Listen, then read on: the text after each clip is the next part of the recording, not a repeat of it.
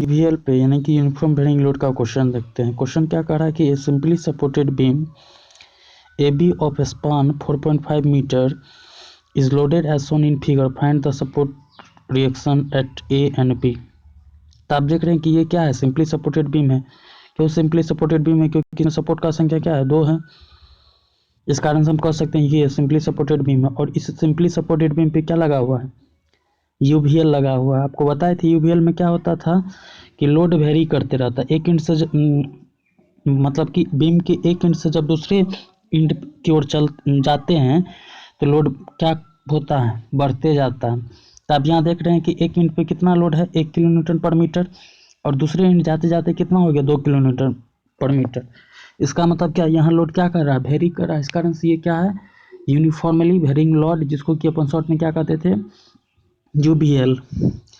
तो इस प्रॉब्लम को बनाना है तो आप यहाँ एक चीज़ और देखिए कि हम यहाँ क्या किए, एक डॉटेड लाइन ड्रॉ किए। डॉटेड लाइन ड्रॉ किए, इसका मतलब क्या है कि हम इस यूवीएल को दो पार्ट में, यूवीएल लोड को दो पार्ट में डिवाइड कर दिए हैं। एक पार्ट हो गया ट्रायंगुलर लोड, और दूसरा पार्ट क्या हो गया, यूडीएल। यूडीएल का मतलब क्या, यूनिफॉर्मली डिस्ट्रीब्यूटेड लोड। आपको यहाँ डॉटेड लाइन दिख रहा है, ये जो डॉटेड लाइन आपको दिख रहा होगा, डॉटेड लाइन दिख रहा है, ये यहाँ आपको डॉटेड लाइन दिख रहा है। देखिए हम फिर से दिखा रहे हैं, ये डॉटेड लाइन दिख रहा है। तो डॉटेड लाइन के जस्ट नीचे जो है वो कितना न्यूटन का फोर्सेस लग रहा है, 1 किलो न्यूटन पर मीटर के हिसाब से। मतलब क्या, ए पॉइंट से लेके बी पॉइंट तक डॉटेड लाइन के नीचे 1 किलो न्यूटन का फोर्स लग रहा है। इसका मतलब क्या कि उस डॉटेड लाइन के नीचे ए से बी के बीच में इंटेंसिटी ऑफ लोड क्या है, सेम है। और हम बताए थे कि अगर intensity of load through out the beam क्या हो जाए, सेम हो जाए, तब उस केस में उसको क्या कहते हैं, यूडीएल कहते हैं। मतलब क्या, यूनिफॉर्मली डिस्ट्रीब्यूटेड लोड कहते हैं। और इस डॉटेड लाइन के जस्ट ऊपर देखिए, तो आपको जो डॉटेड लाइन के जस्ट ऊपर में क्या दिखेगा, ट्रायंगुलर पोर्शन दिखेगा। और उस ट्रायंगल का एक पॉइंट जो है, एक पॉइंट पे लोड, जो एक पॉइंट पे जो लोड लग रहा है 0 लग रहा है, दूसरे पॉइंट पे लोड क्या लग रहा है अगर पूछेगा बताने के लिए। तो आप यहाँ देखिए, अगर ये 1 किलो न्यूटन है तो ये डॉटेड लाइन से जस्ट नीचे यहाँ भी 1 किलो न्यूटन होगा। अगर ये पूरा का पूरा क्या है, 2 किलो न्यूटन है। अगर ये ब्लैक कलर का जो है जहाँ पे टिक किया, अगर वो 1 किलो न्यूटन है, इसका मतलब क्या, ये भी 1 किलो न्यूटन होगा। इसका मतलब क्या कि ट्रायंगुलर लोड का एक पॉइंट पे 0 है वैल्यू, और दूसरा पॉइंट पे जो लोड लग रहा है वो कितना है, 1 किलो न्यूटन है। क्या है, 1 किलो न्यूटन है। और ये ध्यान में रखने वाली बात है कि इस ट्रायंगुलर लोड के कारण से अगर इस ट्रायंगुलर लोड को अगर आपको किस चीज़ में कन्वर्ट करना हो, पॉइंट लोड में कन्वर्ट करना हो, तो इस ट्रायंगल का एरिया जो है इस ट्रायंगल का जो एरिया है का जो वैल्यू आएगा, उतना ही लोड किसके बराबर होगा, पॉइंट लोड के बराबर होगा। मतलब क्या, पॉइंट लोड बराबर, अगर इस ट्रायंगुलर लोड को अगर आपको कन्वर्ट करना है पॉइंट लोड में, तो क्या करना पड़ेगा, 1/2 गुना आधार। आधार कितना है, 4.5 गुना ऊंचाई कितना निकाले हैं इस ट्रायंगल का, इस ट्रायंगल का ये ऊंचाई कितना निकाले हैं, ये वाला 1 है। तो और ये जो लेंथ है वो कितना है, 4.5। तो एरिया क्या होता है, 1/2 गुना आधार गुना ऊंचाई। तो आधार क्या है, 4.5, ऊंचाई क्या है, 1। तो ये हमको क्या पता चल गया, एरिया पता चल गया। और हम क्या बताए कि एरिया जो है वो पॉइंट लोड के बराबर होता है। क्या होता है, पॉइंट लोड के बराबर होता है। इसका मतलब क्या कि अगर ट्रायंगुलर लोड को पॉइंट लोड में कन्वर्ट करते हैं तो पॉइंट लोड बराबर क्या होता है, उस ट्रायंगुलर लोड का एरिया के बराबर होता है, एरिया के बराबर होता है। साथ ही साथ ये जो है पॉइंट लोड लगेगा कहाँ, क्योंकि ये ट्रायंगुलर लोड को आप क्या किस चीज़ में कन्वर्ट कर दिए, पॉइंट लोड में कन्वर्ट कर दिए। तो अब ये बात आता है कि सर ये पॉइंट लोड लगेगा कहाँ। तो पॉइंट लोड जो है, आप इस जिस पॉइंट पे, मतलब ट्रायंगल के जिस पॉइंट पे इंटेंसिटी क्या हो जाए, 0 हो जाए, क्या हो जाए, 0 हो जाए। आपको यहाँ दिख रहा होगा कि यहाँ पे क्या है वैल्यू, इंटेंसिटी ऑफ लोड 0 है। तो इस पॉइंट से जो है 2/3 डिस्टेंस, मान लेते हैं ये मेरा 2/3 डिस्टेंस है, यहाँ से यहाँ तक का डिस्टेंस क्या है, 2/3 डिस्टेंस। इसी 2/3 डिस्टेंस पे क्या लगेगा, इस ट्रायंगुलर लोड के कारण से जो पॉइंट लोड डेवलप हो रहा होगा वो लगेगा, जिसका इंटेंसिटी कितना होता है, इस ट्रायंगल के एरिया के बराबर होता है। क्या होता है, इस ट्रायंगल के एरिया के बराबर होता है। साथ ही साथ आप यहाँ क्या देख रहे हैं, इस डॉटेड लाइन के नीचे में क्या है, यूडीएल है, और यूडीएल को अगर पॉइंट लोड में कन्वर्ट करते हैं तो क्या होता है, तो कितना डिस्टेंस पे यूडीएल लगा हुआ है, तो आप यहाँ देखिए 4.5 मीटर के डिस्टेंस पे यूडीएल लगा हुआ है, 4.5 मीटर, यहाँ देखिए फिर से हम दिखा रहे हैं 4.5 मीटर के डिस्टेंस पे क्या लगा, यूडीएल लगा हुआ है। और उस यूडीएल का उस लोड का इंटेंसिटी कितना है, 1 किलोन्यूटन पर मीटर। इसका मतलब 1 मीटर पे 1 किलोन्यूटन का फोर्स लग रहा है, तो 4.5 मीटर पे 4.5 किलोन्यूटन का फोर्स लगेगा। और ये लगेगा कहाँ, तो इस 4.5 मीटर के आधे डिस्टेंस पे, मतलब कि यूडीएल के कारण से जो पॉइंट लोड डेवलप होगा, क्या होगा, यूडीएल के कारण से जो पॉइंट लोड डेवलप होगा, यूडीएल के कारण से जो पॉइंट लोड डेवलप होगा वो कितना डिस्टेंस पे, ए से जो है 4.5 मीटर के हाफ डिस्टेंस पे एक्ट करेगा। कितना डिस्टेंस पे, 4.5 मीटर के हाफ डिस्टेंस, मतलब क्या कि ए पॉइंट से 4.5/2 डिस्टेंस पे एक पॉइंट लोड आएगा, वो किसके कारण से, यूडीएल के कारण से, जिसका इंटेंसिटी कितना होगा, 4.5 गुना 1 होगा। क्या होगा, 4.5 गुना 1 होगा। और आप यहाँ देख रहे हैं कि आरबी के कारण से, अब मोमेंट चेक करते हैं, तो आरबी के कारण से जो है मोमेंट डेवलप होगा, क्लॉकवाइज होगा कि एंटी क्लॉकवाइज होगा। आप यहाँ देखिए आरबी के कारण से जो होगा एंटी क्लॉकवाइज होगा, और इस यूडीएल के कारण से, यूडीएल के कारण से भी, यूडीएल के कारण से कैसा होगा, यूडीएल के कारण से क्लॉकवाइज मूवमेंट डेवलप होगा, और इस ट्रायंगुलर लोड के कारण से जो मूवमेंट डेवलप होगा वो भी क्या होगा, क्लॉकवाइज होगा।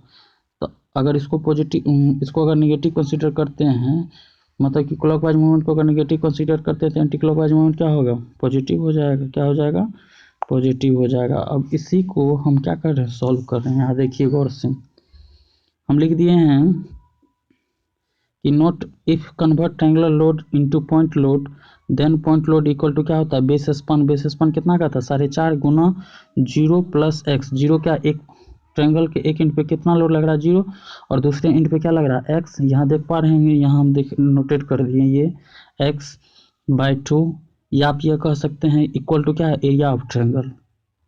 क्या इक्वल टू क्या होता है, एरिया ऑफ ट्रायंगल। एंड और ये जो ट्रायंगुलर लोड एक्ट होता है, and it act 2/3 of base span from the point where intensity of triangular load is 0। मतलब इस 0 से, जहाँ पे इंटेंसिटी क्या हो जाता है, 0 हो जाता है, उससे जहाँ पे फोर्सेस का इंटेंसिटी 0 हो जाता है, उस पॉइंट से 2/3 ऑफ बेस, 2/3 ऑफ बेस पे क्या होगा, पॉइंट लोड आया था, ट्रायंगुलर लोड के कारण से आया था। ठीक है, अब हम यहाँ स्टार्ट करते हैं सोल्यूशन। तो सोल्यूशन स्टार्ट करने के लिए सबसे पहले हम क्या करें, summation of vertical forces equal to 0। अगर summation of vertical forces equal to 0 कीजिएगा तो क्या होगा, R A plus R B equal to क्या हो जाएगा, तो ऊपर से कौन कौन सा लोड लग रहा है, ट्रायंगुलर लोड। आप यहाँ देख रहे हैं ये ट्रायंगुलर लोड लग रहा है, ये वाला ट्रायंगुलर लोड लग रहा है, और ये यूडीएल लग रहा है। तो अगर सबसे पहला अगर यूडीएल को कन्वर्ट करें तो यूडीएल कितना मीटर के स्पान पे लगा हुआ, 4.5 मीटर के स्पान पे लगा, और उसका इंटेंसिटी कितना है, 1 किलोन्यूटन पर मीटर है। तो दोनों को गुना कर देंगे तो कितना हो जाएगा, 4.5 गुना 1, मतलब कि इस यूडीएल को हम किस में कन्वर्ट कर लिए, पॉइंट लोड में कन्वर्ट कर लिए, प्लस इस ट्रायंगुलर लोड को पॉइंट लोड में कन्वर्ट करेंगे तो क्या होता है, 1/2 गुना आधार गुना ऊंचाई। तो 1/2 आधार कितना, 4.5, और ऊंचाई कितना है इस ट्रायंगल का, यहाँ देखिए एक्स बराबर क्या हो जाएगा, एक्स बराबर यहाँ क्या हो जाएगा, 1 हो जाएगा। तो क्या हो जाएगा, 1/2 गुना 4.5 गुना 1। तो यहाँ हम क्या निकाल लें कि R A plus R B equal to क्या हो गया, 4.5 प्लस 4.5/2। तो इसका अगर वैल्यू निकालते हैं तो ये क्या हो जाएगा, R A plus R B बराबर 6.75 किलोमीटर। अब हम क्या कर रहे हैं, summation of moment at A point A, मतलब क्या कि ए पॉइंट के अबाउट हम क्या कर रहे हैं, मोमेंट निकाल रहे हैं।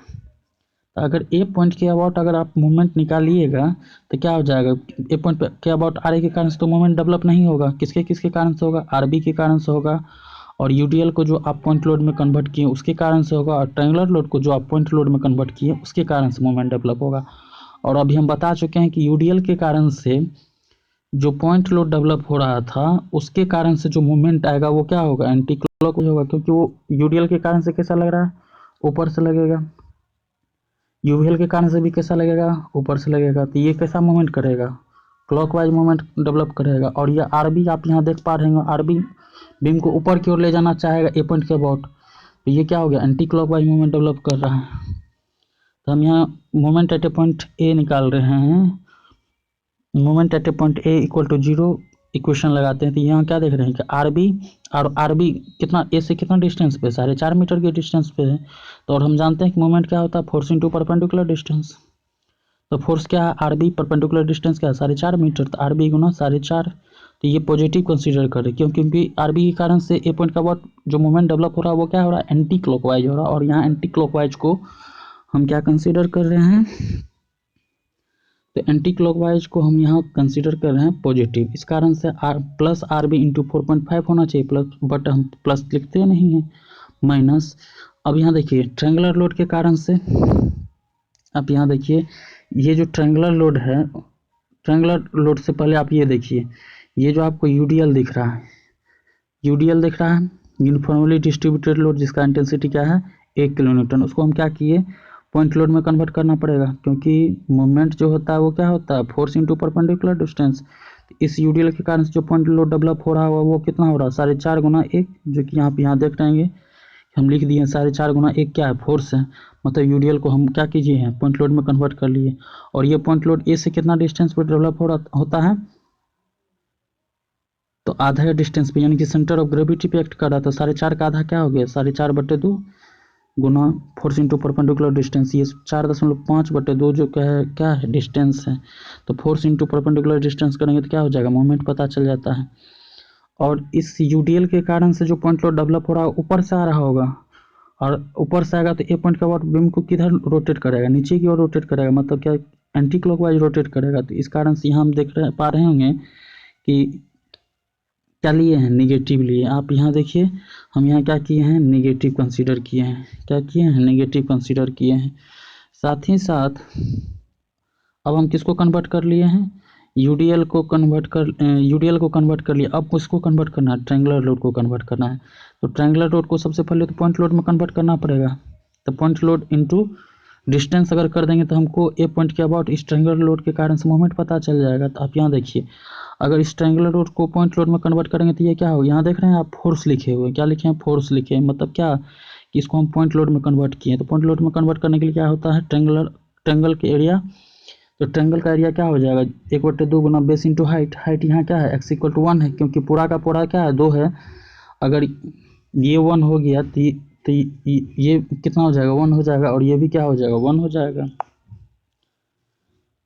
तो ये क्या हो जाएगा, 1/2 गुना 4.5 बेस इंटू हाइट क्या है 1 गुना, ये तो हो गया फोर्स, मतलब पॉइंट लोड में कन्वर्ट किया, इंटू डिस्टेंस भी तो करना है। तो इंटू हम क्या बताए थे यहाँ, ये जो है ट्रायंगुलर लोड के कारण से जो पॉइंट लोड डेवलप होता है वो ट्रायंगुलर लोड के उस जगह से स्टार्ट हो लगता है जहाँ पे इंटेंसिटी 0 हो जाए। और कितना डिस्टेंस पे लगता है, 2/3 ऑफ बेस स्पान। ये हम क्या किए हैं, देख पा रहे होंगे कि हम यहाँ क्या किए हैं, 2/3 इंटू बेस स्पान क्या है 4.5, मतलब कि 2/3 गुना 4.5 डिस्टेंस पे लगता है। कहाँ से, तो 0 से, जहाँ पे इंटेंसिटी ऑफ लोड क्या हो जाए, 0 हो जाए ट्रायंगल का। तो यहाँ से 2/3 ऑफ 4.5 के डिस्टेंस पे क्या लगेगा, पॉइंट लोड लगेगा। तो अगर उसको हम इस एफ से गुना कर देंगे तो हम क्या किए हैं, मोमेंट निकाल लिए। मतलब इस ट्रायंगल लोड के कारण से ए पॉइंट के बाद जो मोमेंट डेवलप हो रहा होगा वो निकाल लिए। अब यहाँ देखिए आर बी इंटू, अब इसका कैलकुलेशन स्टार्ट करें तो आर बी इंटू 4.5 माइनस, अब इसका 4.1 इंटू 1 इंटू 4.5/2 का अगर वैल्यू निकालते हैं तो ये कितना आता है 10.125 माइनस, और इसका अगर पूरा का वैल्यू आप निकालिएगा तो इसका जो वैल्यू आता है 20.25/3 आता है। तो आर बी गुना 4.5 माइनस 10.125 और 20.25/3 का जो वैल्यू निकालते हैं तो वो क्या आता है 6.75 आता है। तो आर बी गुना 4.5 माइनस 10.125 माइनस 6.75 इक्वल टू क्या हो गया, 0 हो जाएगा।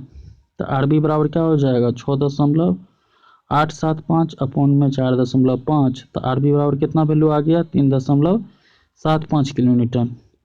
और हम जानते हैं यहाँ देखिए R A plus R B का जो वैल्यू है वो क्या है, R A plus R B का जो वैल्यू निकालें, कितना निकालें 6.75 किलोमीटर निकालें। तो अगर आर बी का वैल्यू इसमें पुट कर दें तो आर ए का वैल्यू पता चल जाएगा, वही हम किए हैं। R A plus R B बराबर क्या है 6.75, आर ए बराबर क्या हो जाएगा 6.75 माइनस आर बी, तो आर बी का वैल्यू कितना है 3.75 है, तो ये आर ए बराबर क्या हो गया 3 किलो न्यूटन। इसका मतलब कि आर ए का वैल्यू कितना निकल के लाए हैं 3 किलो न्यूटन, 3 किलो न्यूटन। अब नेक्स्ट